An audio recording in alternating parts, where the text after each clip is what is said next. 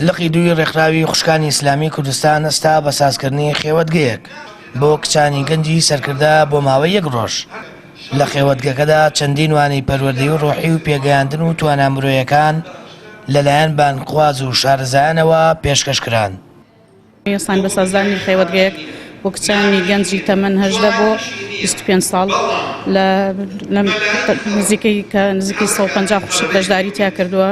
خێوەتگەکە پێکهاتووە لە 4 محازەرە کە بابەتی ڕۆحی و پەروەردەی و بابەتی گەشەپێدانی مرۆیی تێدا دەوترێتەوە.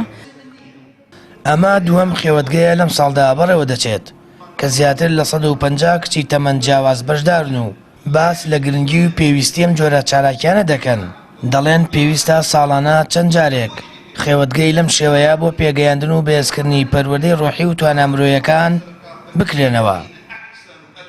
گرنگێکی باش بۆ کچانی ئەم سەردەمە هەیە کە ئەمە دوم جارانە ئەم خێوەتگە بکەنەوە. هەر جارێک مامۆستای جیاواز و لە ڕووی ڕۆشنبیری و پەروەردەیەوە جیاواز بوون و بەکارهێناوە بۆ ئەوەی کچانی ئەم سەردەمە دوور بن لە شتی خراپ و زیانیان هەبێ بۆ کۆمەڵگە.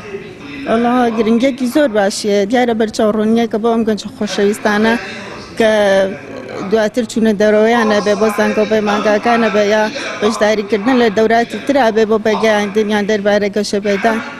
گەنجان پێویستەکە بزانن کە هەڵە و ڕاستیان چییە بۆەوەی کە ئیسلام بەرەو پێش ببن، بۆەوەی کە بانگەوازی ئیسلام بکەن، چونکە تەنها ئیشی ئێمە خوێندن نییە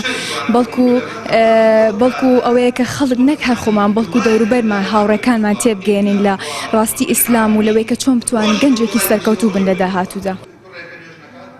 ساڵانە لە سنووری لقی دوی ڕێکخراوی خوشکان دەیان چالاکی جۆراجۆ لە بوارەکانی ئاینی و پێگەیاندنی گەنج و بڵاوکردنەوەی وەشاری و سیمیناری پەروەردەیی بەڕێوە دەچێت و ژمارەیەکی زۆر لە کچان و ئافرەتانی ناوچەکە سوودمەند دەبن. بە پێی وتەی سەرپەرشتیارانی خێوەتگەکە بەردەوام دەبن بۆ ئەوەی کچان و ئافرەتان لەسەر بەرنامە و ڕێبازی پێغەمبەر درودی خوای لەسەر بێت و بیر و باوەڕێکی ئیسلامیانە پەروەردە بکرێن و لە کۆمەڵگەدا بەکردار کار و چالاکیەکانیان ڕنگ بداتەوە. سامان فتاح، کەناڵی ئاسمانی پەیام، هەڵەبجە.